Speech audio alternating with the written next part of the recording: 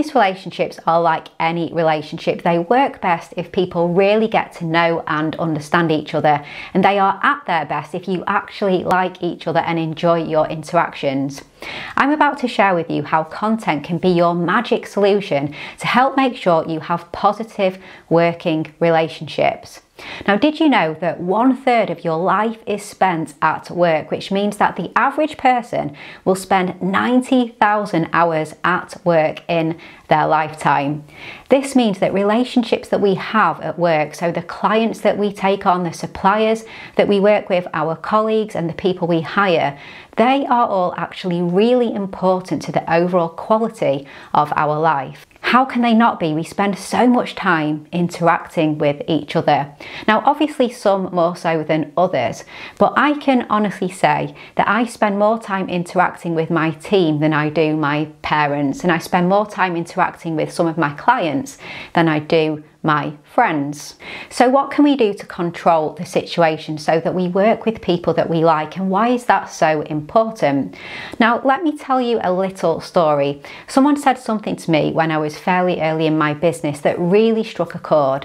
Now, a client of mine unreasonably blew a gasket over something that was not our fault, and they were being quite rude with me and another business owner who owned a third-party software involved in the issue.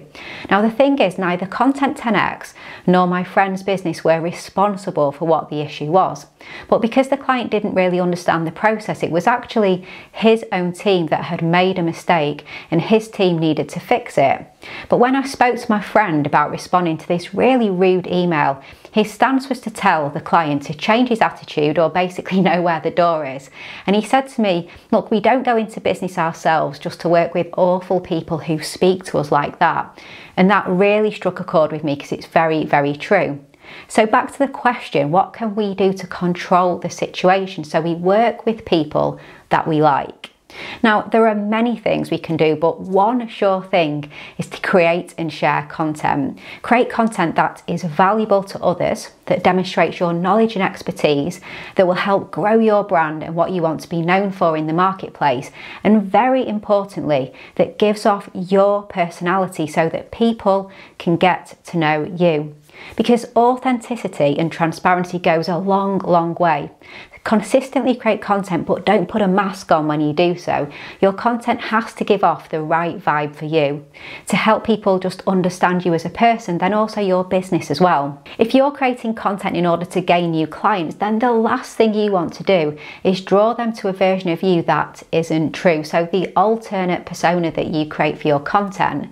And then when you work together, you realize that you're not a good fit. So you want to avoid that. It's like lying and being fake on a dating app. It'll come back to bite you in the end. So firstly, create content that allows people to get to know you. And to me, that is video content, but also audio content too. So podcasts are so immersive and in many ways help us feel like we know the host in a way that no other content format can. And you don't have to do everything, because it's important to focus on one form of content and get really good at that.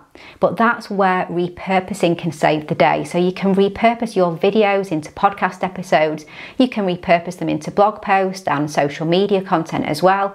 And if you follow this approach, you're giving everyone the chance to get to know you in the way that they like to consume content and in the best way that they connect with others as well. And all the while you're being super smart with your time and how you create content.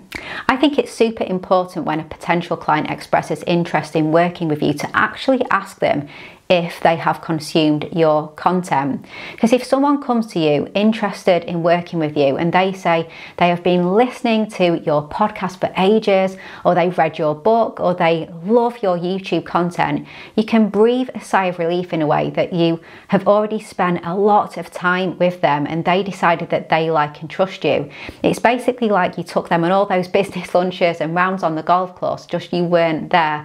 And that's the power of content. People spend time with you and they start to get to know and trust you, but your approach is one-to-many, so it's less labour intensive than the in-person one-to-one schmoozing of yesteryear. And also, if a potential client is going through the sales process but they say they haven't consumed your content, perhaps they were referred to you or they simply found you via a Google search but went straight to the inquiry form, ask them to go and check out your content.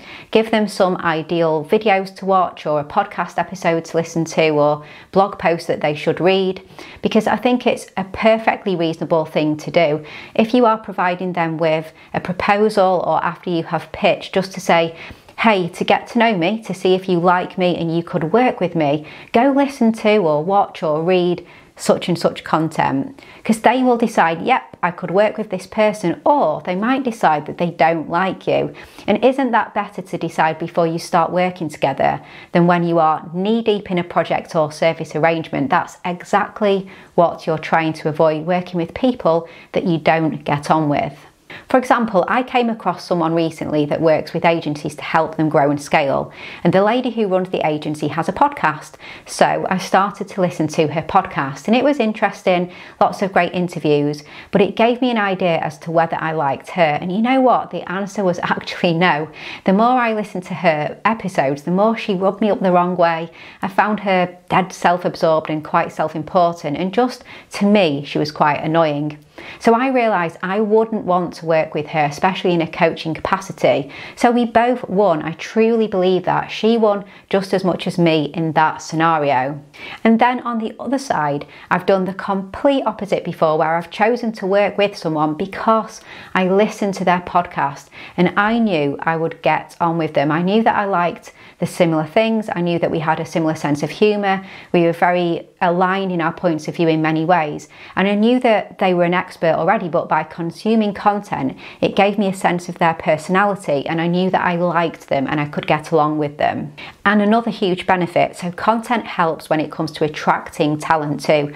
Just as much as you want to use content to attract the right clients and repel the wrong ones, your content can help potential new hires understand if they like you too. So ask your candidates if they have watched or listened or read your content, and proactively tell them to. Consuming your content is going to help them get a feel for the culture of your business and whether it's right for them. And if they love what they see, then that is awesome. And if not, well, better to determine that you won't get on before they take on the job than months down the line with potentially a strained working relationship. All of this is important because everyone thrives when they enjoy what they do. If we work with clients that we like, with colleagues that we like, then we have high-performing, happy teams making clients happy. So it's an overall win-win situation. If you agree with me but you don't have content to point potential clients or new hires to in order to get to know you, then now is the time to start creating content. It's never too late. And remember the point I made about focusing on one form of content and then repurposing it for maximum reach, engagement and connection with your audience. You'll find that it will make a huge difference and will be well worth the investment. So let's go and find the people who we love to work with.